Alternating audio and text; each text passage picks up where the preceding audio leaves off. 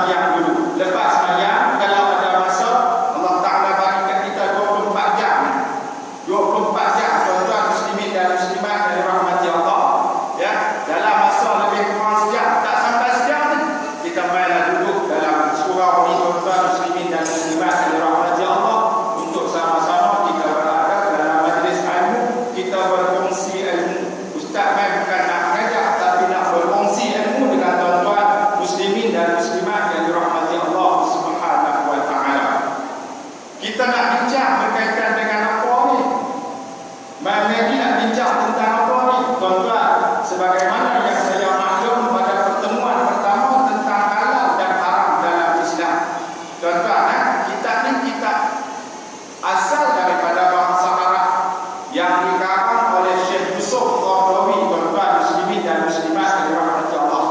Tapi telah diterjemahkan ke dalam bahasa Melayu. Ada 3 versi. Yang pertama versi Indonesia. Ya, tuan-tuan, versi Indonesia dia tulis dia macam ni. Murah aja saya beli kalau tak salah itu Pak Anit Tengok. Lama dah beli ni. Pak Anit Tengok. Masa tu lah. Lah ni tak tahulah. Lah ni belah-belah ringgit dah kot. 15 ringgit macam tu lah. Kemudian yang kedua versi macam ni, tuan-tuan. Dr. Yusuf Qaradawi Al-Halal wal Haram fil Islam. Halal dan haram dalam Islam. Yang diterjemah oleh seorang guru yang masih lagi ada sekarang ni, kita sebut sebagai guru mursyid yang selalu masuk dalam TV Al-Hijrah, tuan-tuan, Dr. Zulkifli Muhammad Al-Bakri. Walaupun nama kami serupa, tapi bapa tak serupa. Ilmu dia lebih tinggi, tuan-tuan. Dia PhD, tuan-tuan. Saya PhD juga, pelajaran habis dah. Dia sampai doktor. Kita tak sampai tahap tu, tuan-tuan. Kita boleh guna dua-dua ni. Kemudian satu lagi, harga dia 45 ringgit, yang ni 50. Ada setengah kedai 55. Kalau kita beli ramai-ramai tu boleh dapat murah. Lalu ni pula ada pameran ke buku di Thailand tu.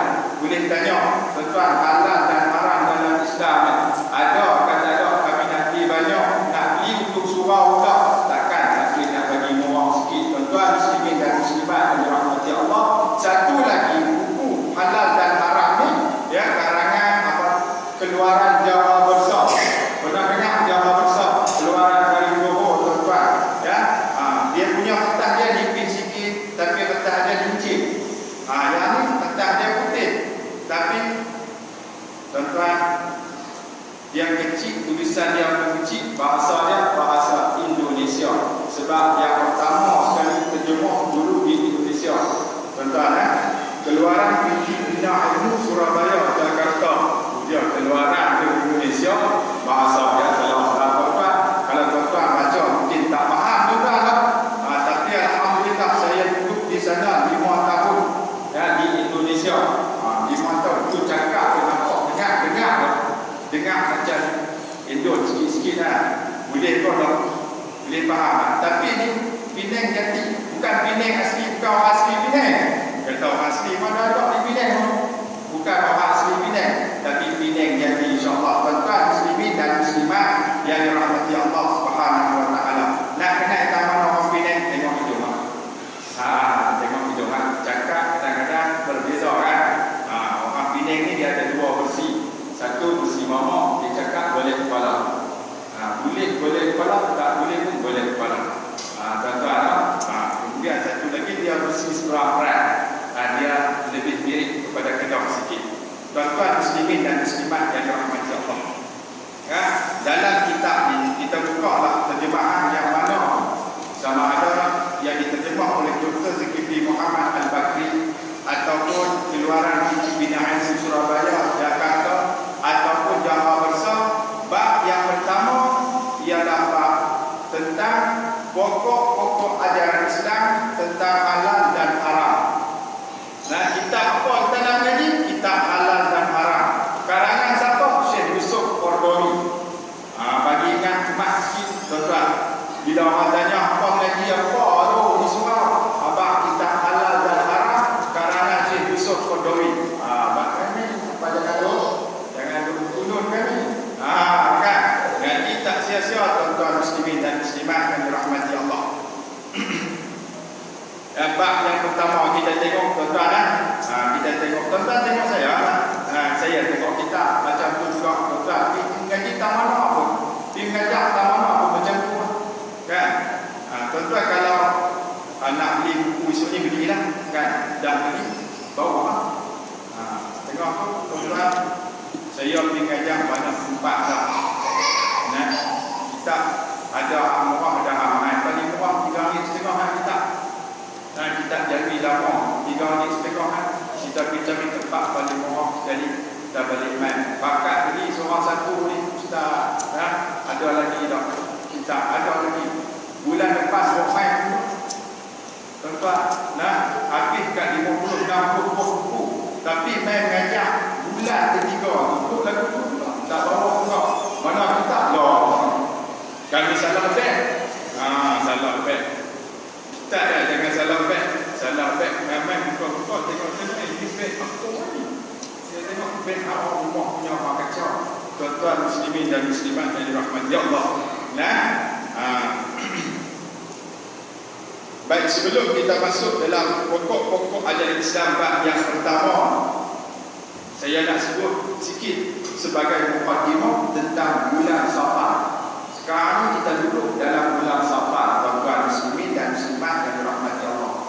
Bulan Safar merupakan bulan yang kedua dalam tahun Islam, dalam kalender Islam. Bulan Safar bulan kedua. Bulan pertama bulan apa?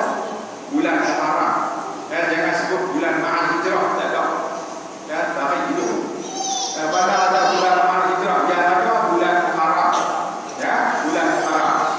Yang kedua bulan Safar. Tuan-tuan muslimin dan muslimat yang dirahmati Allah. Satu ketika dulu, zaman dulu, bulan Safar ni dianggap satu bulan sial. Maka oleh kerana itu, sebahagian daripada orang Melayu zaman dulu, mereka pergi ke laut untuk mandi Safar, mandi buang sial.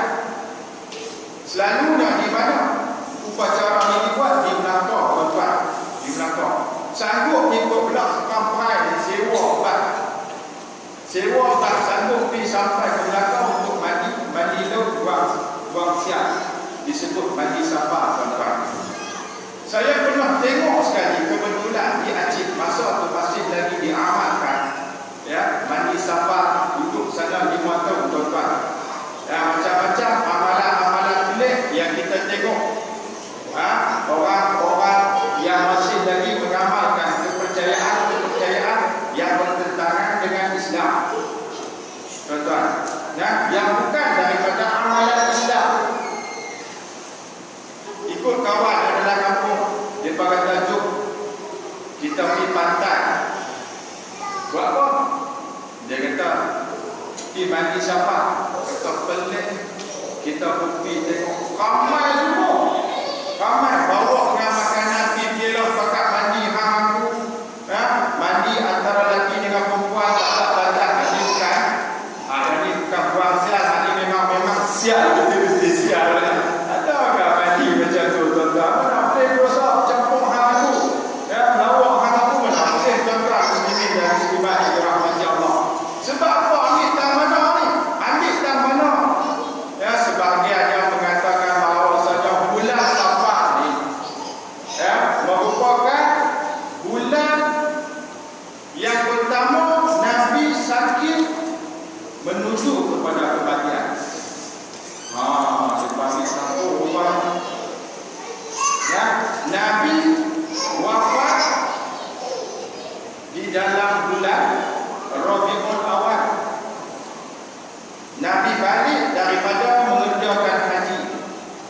Balik mengerjakan haji bulan Zulhijjah. Lepas Zulhijjah masuk bulan Muharram, kemudian masuk bulan Safar, Nabi mula sakit. Nabi mula sakit.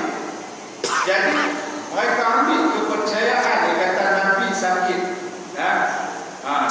Nabi sakit sehingga bawa kepada kematian dia. Jadi bulan sial. Maka oleh kerana itu ada orang yang tak mau buat teori dalam bulan Safar. Tapi dia ni tak dapat kepercayaan macam tu. Dia tak kira bulan. Dia tak kira bulan, tuan-tuan. Ada orang buat teori dalam bulan Ramadan tu ada. Saya pernah makan teori dalam bulan Ramadan. Tak malam bukan siang.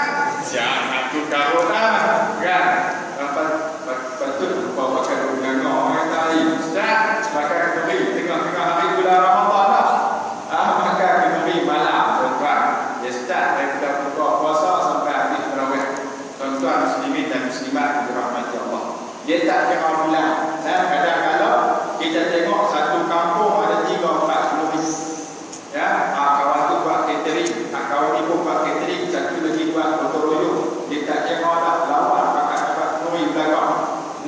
Dan yang sedihnya tuan-tuan, dia buat kenduri pakat lawan. Pakat lawan lagu mana? Pakat lawan. Nak kawan tu ada karaoke, kawan ni panggil kira pun. Lagi dahsyat. Satu lagi dia Islamik. Kita tengok dia main ada bisa antara lelaki dan perempuan. Kita tengok. Lemah ni kita pergi nak makan kenduri. Bibi ya sampai pun tuan-tuan. Dia pun tengok karaoke. Tengok karaoke. Kita ingat karaoke tu mudah. Ya. Kita tengok rambut tu sama dengan rambut orang tua kita. Labuan tuan. Gigi tu kau mana ada. Tapi nyanyi lagu yang berkilau. Senyumlah. Akan cekmek molek. Gigi pun tak ada lah cekmek molek. Tuan lagi tuan-tuan.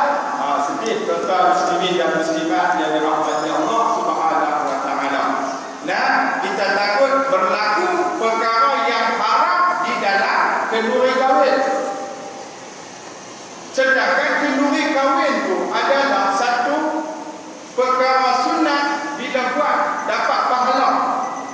Abdurrahman bin Auf dia kahwin, dia tak hebat kat Nabi datang. Nah, kemudian Nabi tercium wangi, minyak wangi yang lain macam minyak wangi. Nabi tanya, hai Abdurrahman, bau lain macam minyak wangi hari? Dia kata, ya Rasulullah, aku baru saja melangsungkan perkahwinan. Maka Nabi kata, aulid walau bisyak. Aulid walau bisyatin. Kita sebut bisyak orang. Nama syak dia terkejut. Dia terkejut. Syatin itu maksudnya kambing. Adakan walimah, adakan kenduri kahwin walaupun dengan seekor kambing. Kata Nabi SAW. Maka ulama fiqh menetapkan bahawasanya kenduri kahwin itu hukumnya adalah sunnah muakkad, sunnah yang sangat-sangat dituntut. Sebab ada perintah daripada Nabi, ada perintah daripada Nabi, tuan-tuan muslimin dan muslimat yang dirahmati Allah. Bila kita kahwin, ya, sakit maklum orang pula. Bila ada orang kahwin, buat kenduri kahwin, tuan-tuan. Ada kedua nak kena buat juga. Kalau ustaz buat, tuan-tuan muslimin dan muslimat, Nabi tak tentu kata nombor satu, nombor dua. Awalnya, adakan walimah walau bisyah, walaupun dengan seekor kambing. Ya, syatin maksudnya kambing. Sebab tu orang nama syah dengan panggil dia syah. Bagi syekh tak apa. Syah tu maksudnya kambing. Nama dia Amir Syah. Amir tu ketua, Syah tu kambing, ketua kambing. Dalam banyak-banyak kambing dia lah ketua. Nama tuan-tuan, nama sedap Amir Syah. Amir tu ketua, Syah tu kambing. Amir Syah. Ada orang nama begitu ni. Masa amat balik lagi. Dengan jalan pergi buat kereta. Kita dulu jalan kita tuan-tuan muslimin dan muslimat yang dirahmati Allah Subhanahu wa taala. Cuma peringatan kepada kita. Sebab apa? Sebab ada banyak kaedah. Nanti kita akan tengok kaedah dalam menentukan halal dan haram. Dalam kitab ni dia bagi kaedah kepada kita. Dia ada kaedah kepada kita terlebih dahulu, barulah dia masuk bab demi bab. Bab makan, bab pakaian, ya, dan juga bab-bab yang lain dalam halal dan haram, ya, yang dikarang oleh Syekh Yusuf Qaradawi dalam kitab Tuan-tuan muslimin dan muslimat yang dirahmati Allah sebagai mukadimah. Jadi tuan-tuan, dan mudah-mudahan dapat mengambil iktibar dari mukadimah, dari bab mukadimah. Kita masuk tuan-tuan dalam kitab bab yang pertama. Qala musannif rahimahullah wa nafa'ana bi ulumihi. Pokok-pokok ajaran Islam tentang halal dan haram, yakni dasar-dasar ajaran Islam tentang halal dan haram. Ya, bila sebut pokok bahasa Indonesia disebut pokok, bahasa kita kata dasar. Dasar-dasar ajaran Islam tentang halal dan haram. Persoalan halal dan haram adalah seperti halnya soal-soal lain, di mana orang-orang jahiliyah pernah tersesat dan mengalami kekacauan yang luar biasa, sehingga mereka berani menghalalkan yang haram dan mengharamkan yang halal. Persoalan halal dan haram ni tuan-tuan, ya, Kalau kita rujuk sebelum kedatangan Islam, masyarakat jahiliyah ini, mereka tak ada batasan halal dan juga haram. Tak ada batasan. Dia campur aduk. Dan kadang-kadang yang halal itu dianggap haram, yang haram itu dianggap halal. Itu dia keadaan yang macam tu. Nama pun orang-orang jahiliyah. Nah, sebab apa mereka ni nama jahiliyah, tuan-tuan? Mereka ni tak cerdik kan? Kan? Tak cerdik kan, tuan-tuan? Mereka disebut sebagai jahiliyah bukan sebab tak cerdik. Bukan sebab tak cerdik. Mereka cerdik. Menjalankan perniagaan, tuan-tuan, sampai ke Syam. Kalau kita baca sirah, tuan-tuan, kalau tuan-tuan rujuk tafsir juzuk amma, sudahlah. Tafsir juzuk amma, surah apa nama, tabbat yada abi lahabin wa tab. Surah yang Allah Subhanahu wa taala mencela Abu Lahab. Abu Lahab ni, tuan-tuan, orang terkenal, orang bangsawan, tuan-tuan. Anak dia menjalankan perniagaan. Dan dalam riwayat menyebutkan anak dia Utbah dan Utaibah menjalankan perniagaan. Tuan-tuan muslimin dan muslimat yang dirahmati Allah, orang yang menjalankan perniagaan tentulah orang ini cerdik. Kan? Jadi pasal apa mereka ni disebut jahiliyah? Mereka disebut jahiliyah disebabkan mereka ini sesat, bukan tak cerdik. Mereka ini sesat. Oleh kerana mereka sesat, mereka tak mau mengaku kata mereka ini sesat. Mereka dianggap bodoh, dianggap jahiliyah. Dia tak tahu. Dia tak tahu kata dia sesat. Dia orang jahiliyah, dia tak tahu kata dia sesat. Dia ingat dia tak sesat. Rupa-rupanya dia ni memang sesat, tuan-tuan. Dia tak tahu kata dia sesat. Dia buat amalan tu amalan yang sesat, tapi dia kata hak dia buat tu betul. Maka golongan-golongan ini disebut dengan jahiliyah. Tuan-tuan muslimin dan muslimat dirahmati Allah. Saya nak minta maaf sebab dalam kuliah saya selalu pegang itu. Tuan-tuan, saya tengok YouTube, tengok tempat, tengok surau, mereka ambil apa nama video. Ambil video, mereka upload dalam apa nama YouTube. Saya pun tengok, saya rasa malu sebab apa sat-sat pegang hidung, sat-sat pegang hidung. Bukan nak tunjuk kata hidung ni lah, ada. Kan? Bila dia kena dengan kerupuk ni, tuan-tuan. Sedung bomai. Sedung bomai, tuan-tuan. Jadi minta maaf lah, no? Nak minta maaf, wawai. Dia tanya awak tak? Kau gantung. Besok orang bilang, tak gantung. Tak tanya. Tuan-tuan muslimin dan muslimat yang dirahmati Allah Subhanahu wa taala. Sebab itulah mereka disebut dengan jahiliyah. Orang-orang sebelum kedatangan Islam. Sebelum menerima Islam, mereka ini dianggap jahiliyah. Tidak. Keadaan yang sama pernah juga dialami oleh golongan-golongan penyembah berhala, wathaniyin dan ahli-ahli kita. Keadaan tidak menentu tentang halal dan haram, menghalalkan yang haram, mengharamkan yang halal juga pernah berlaku kepada golongan-golongan penyembah berhala dan juga golongan-golongan ahli kitab sebelum daripada kedatangan Islam. Allah Ta'ala mengutuskan Nabi Musa alaihissalam yang membawa kitab Taurat, tuan-tuan, yang berhadapan dengan siapa? Berhadapan dengan orang yang bukan calang-calang. Fir'aun nama dia. Dia ni cerdik kah? Bodoh kah? Dia ni hebat, cerdik, bukan tak cerdik. Tapi dia ni sesat, tuan-tuan. Dia sesat. Sampaikan menghalalkan yang haram dan mengharamkan yang halal. Tuan-tuan muslimin dan muslimat yang dirahmati Allah, begitu juga pada zaman Nabi Isa alaihissalam yang bawa kitab Injil. Tuan-tuan muslimin dan dan muslimat yang dirahmati Allah. Yang orang takjub sebab apa Nabi Isa ini dilahirkan tanpa bapa. Dia dilahirkan daripada perut ibu dia Maryam tanpa bapa. Jadi sebahagian mereka tengok Maryam adalah seorang wanita yang solehah, wanita yang suci, melahirkan anak tanpa perkahwinan. Jadi tuan-tuan, orang anggap anak yang dilahirkan ini bukan biasa punya, tapi luar biasa tuan-tuan. Sampai mereka nak menyembah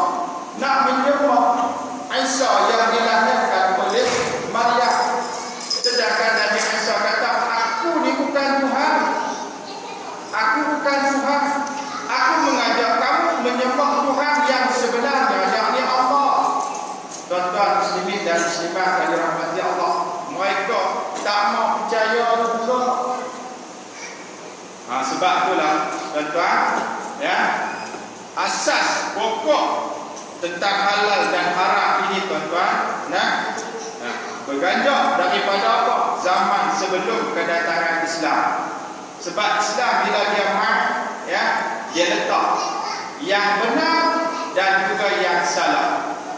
Sebab itu dalam Quran Allah Ta'ala sebut sendiri, ya, Allah Ta'ala sebut sendiri ayat tentang turunnya Al-Quran, syahrul Ramadan alladzi unzila fihi al-Quran.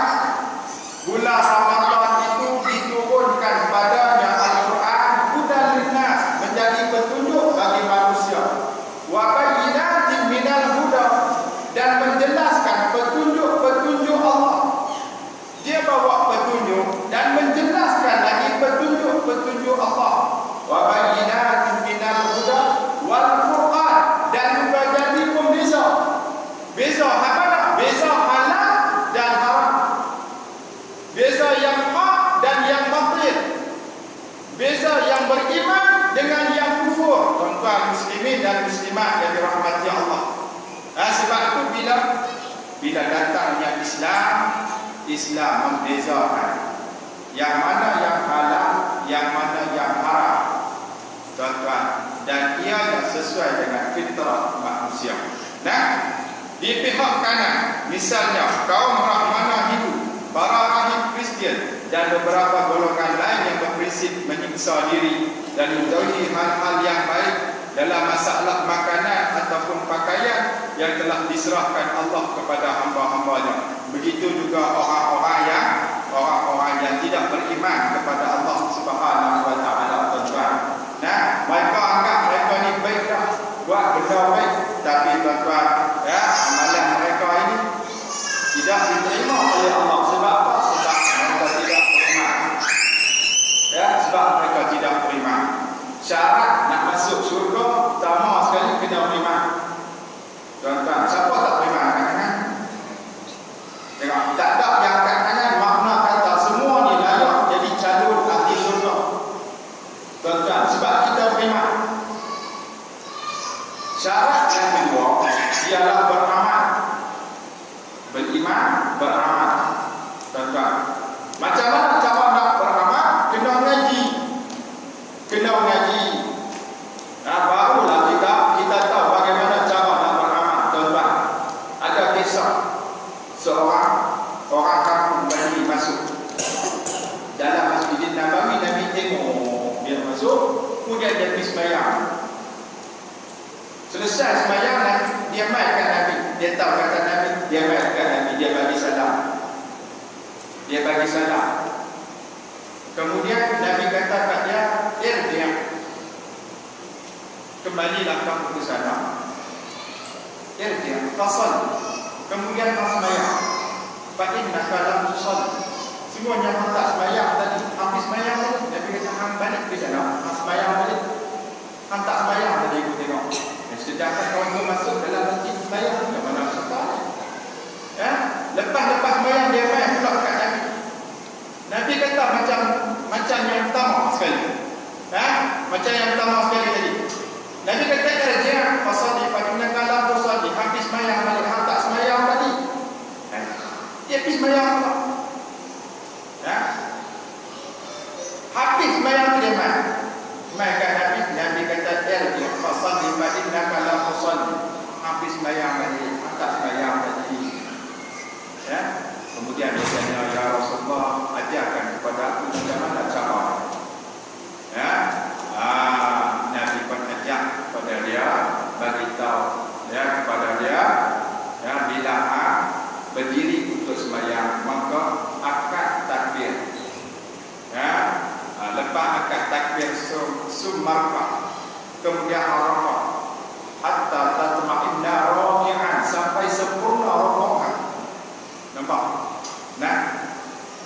Nabi nak apa tu? Hang rokok sampai hatta tatma'inna raki'an, sampai sempurna rokokan. Ya, hang rokok sampai habis dah rokok. Dia dua makna, rokok satu lah.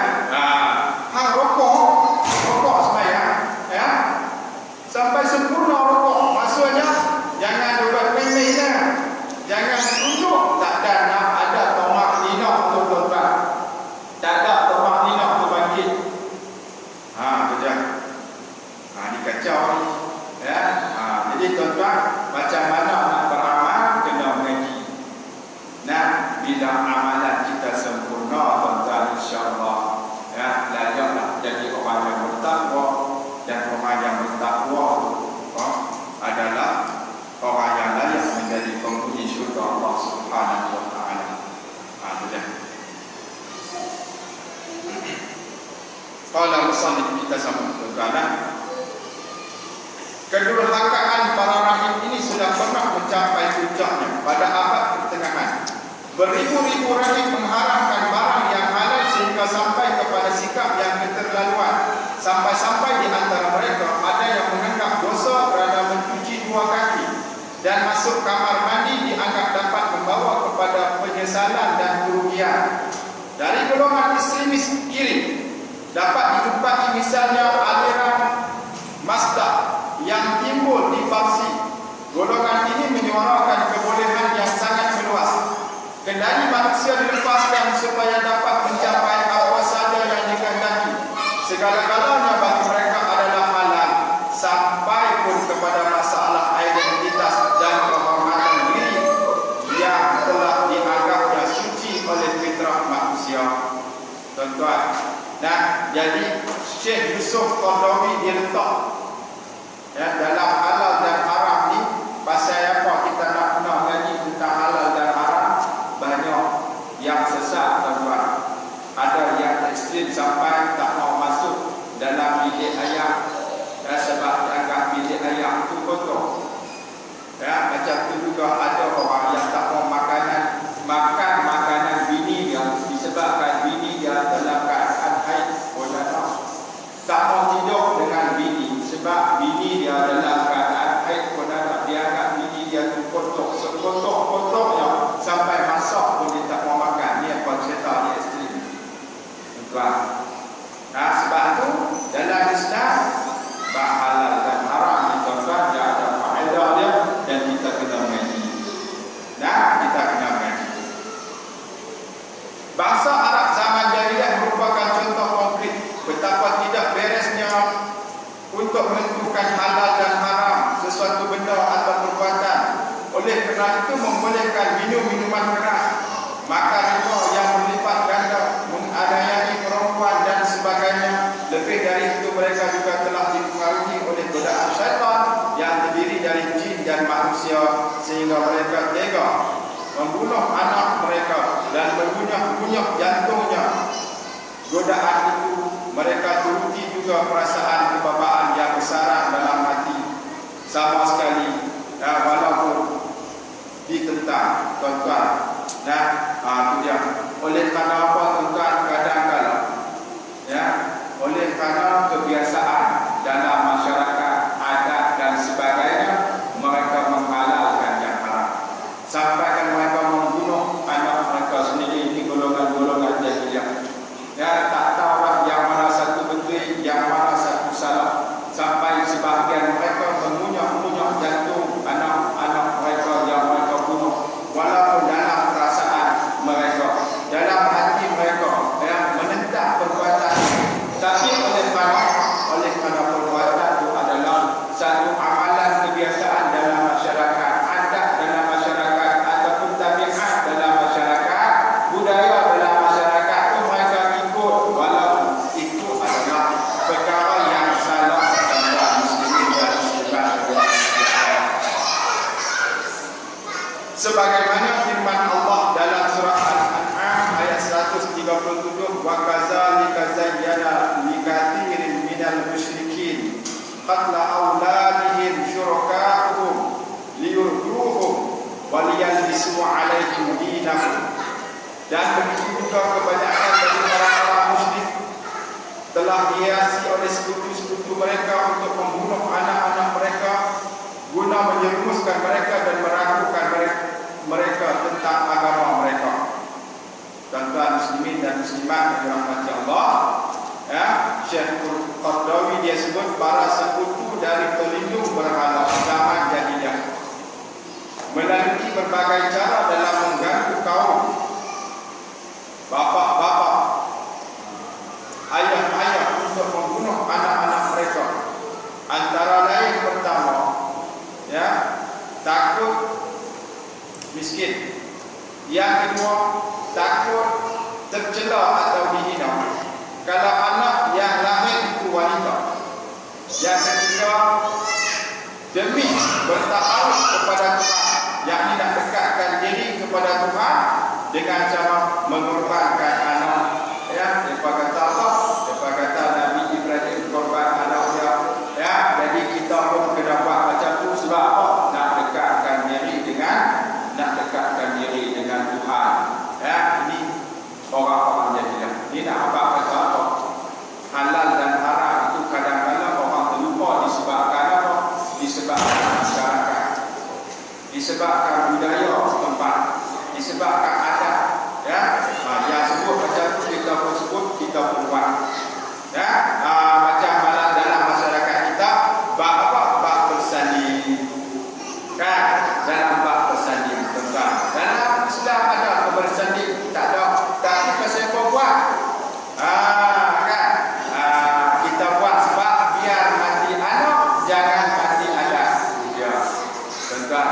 Nah, yang ni yang kata salah kan? Yang ni yang kata salah ni. Yang ni yang kata kita kena tahu tentang halal dan haram ni. Kita kena tahu tentang hak dan batil ni sebab dia dah tuan-tuan. Ya. Ada setengah tu, ya, mereka bernazar. Bila sebut nazar, dia kata oh kena pergi pulau besar. Pulau besar tadi, satu orang 5 hari. Dia kata kena pergi pulau besar. Kena pergi kubur untuk amat. Ya, pergi kubur untuk amat, pergi nazar.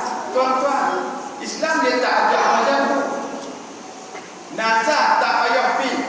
Tak payah pergi kubur untuk amat mana-mana. Ya, tak payah pergi mana-mana pula. Duduk di rumah kita boleh bernazar. Ya. Tuan-tuan, dengan lafaz. Lafaz apa? Katakanlah, nah, dia tuan-tuan duk sakit lama ni, kan? Duk sakit lama. Sebut sakit ya tuan-tuan. Orang kata apa? Biasa lah sekarang ni. Kita di mana-mana pun, ya, orang boleh penawak macam-macam jenis penawak. Kadang-kadang kita lihat di kepala Allah, ya. Kalau disebut pemakanan Islam, macam mana Nabi makan, kan? Nabi makan rumah, kan? Nabi makan, Nabi suka makan apa? Buah labu, kan? Kemudian makanan sunnah kuala ni tuan-tuan, madu, kan? Tapi Nabi makan, Nabi campur sekali. Tu salah tuan-tuan. Dia campur kurma dengan buah pin, dengan apa madu, dia campur dengan batu sauda, dia blend sekali. Nabi makan itu. Nabi tak makan itu kan. Nabi makan kurma, dia makan kurma. Dan madu, dia makan madu. Kita tak bagi cepat. Kan? Dia boleh sedarai 59 jenis penyakit. Kan? Dengan makan dia boleh disembuh 59 jenis penyakit. Kan? Kita tak tahu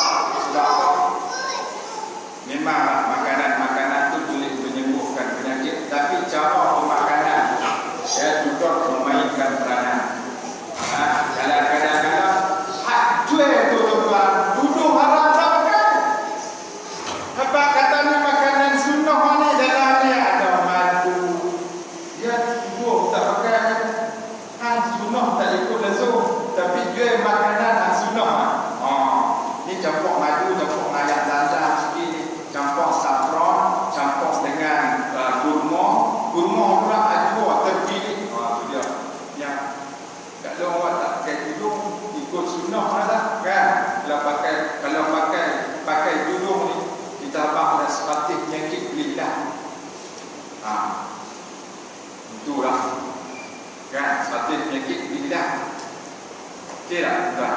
No? Penyakit riak bila anak orang perempuan sebab apa tak pakai tudung? Sebab nak tunjuk rambut dia cantik bila orang tengok. Net. Satu penyakit riak. Penyakit otot, penyakit sum'ah. Kan? Kemudian tuan-tuan muslimin dan muslimat yang dirahmati Allah Subhanahu wa taala. Nabi makan daun cantik, kurma Nabi makan kurma, madu Nabi minum madu, kan? Nabi tak campur kopi sekali.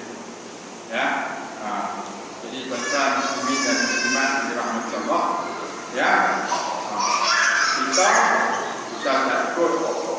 tak ikut sebagaimana Nabi SAW ajar. Dan kita ikut cara yang lain daripada itu.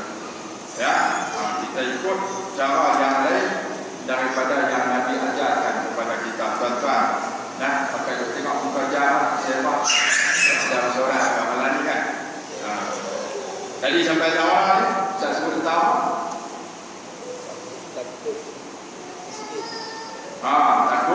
Takut miskin, takut anak yang lahir tu adalah wanita. Bila wanita takut dia dihina. Ada yang nak bertakarut dengan Tuhan mereka sampai mereka buat apa, tuan-tuan? Sanggup sembelih anak. Dalam masyarakat kita pun macam tu. Macam saya sebut tadi, nak bernazak di rumah kita pun boleh. Kita sakit, kita sakit, tuan-tuan. Sakit kita ni dah marah, kan? Dia marah. Dia nazak di rumah dia kata apa? Aku bernazak. Kalau pergi Mekah ni aku boleh buat amalan umrah, aku boleh buat. Kalau kata boleh buat 7 kali dengan penyakit kau, aku ni balik main kau dapat bumi. Nampak? Balik main kau dapat bumi, tuan-tuan. Dia Allah Ta'ala takdirkan kepada dia sihat seluruh tubuh badan. Sungguh dia boleh buat 7 kali umrah. Kata ada 7 kali umrah. Sehari itu kadang-kadang 2 kali dia boleh buat. Sehari itu dia 2 kali. Dia boleh niat dia balik mai. Kemudian malam pula, tuan-tuan, dia niat di tanah balik mai. Niat dia miqat, balik tawaf, sa'i, gunting, dapat 1 umrah. Dapat 7 kali, tuan-tuan. 7 kali. Nak balik tu tanya Pak Long berapa? 9. Pak Long kata sakit ke? Allah Ta'ala bagi. Tengok, dia kata Pak Long nazak di rumah. Rumah Pak Long di mana? Bertak Perdana. Tu kan. Pak Long niat kata nazak kalau boleh 7 kali umrah kena buat umri. Nak tanya Ustaz, kena buat umri? Dia supaya orang kan kena buatlah sebab Pak Long nazak. Tapi Pak Long tak pergi nazak di Pulau Indah. Tak Perak kan? Bukan kena pergi Pulau Indah baru boleh nazak. Pak Long tak nazak dekat kubur Tok Ahmad. Bukan kena pergi kubur Tok Ahmad baru boleh nazak. Dia rumah, tuan-tuan. Di surau ni di mana saja, tuan-tuan. Bila dia nafas macam tu, maka wajib dia buat, tuan-tuan muslimin dan muslimat yang dirahmati Allah Subhanahu wa taala. Itu kaedahnya. Jadi kita takut amalan kita bertentangan dengan syariat Islam. Bertentangan dengan syariat Islam. Sebab kadang-kadang kita tengok takut juga. Takut juga bila dia sebut satu-satu perkataan yang kita dengar perkataan yang saya kata tak selari dengan syariat Islam. Jauh daripada syariat Islam. Cukup bahaya. Cukup bahaya. Bila kita kata kakak tempat kita ni dan bila nak masuk kena tutup aurat. Sana menentukan. Dia kata apa? Dia kata bukan masjid. nak tutup aurat, dia tidak akan buka. Kita katakanlah macam kata pejabat, ya, pejabat agama. Tengok dia tulis di situ kan, ya, yang berurusan dengan pejabat agama diwajibkan tutup aurat, kan? Dia kata, di sini pun kena tutup aurat. Bukan masjid. Dia duduk kat apa?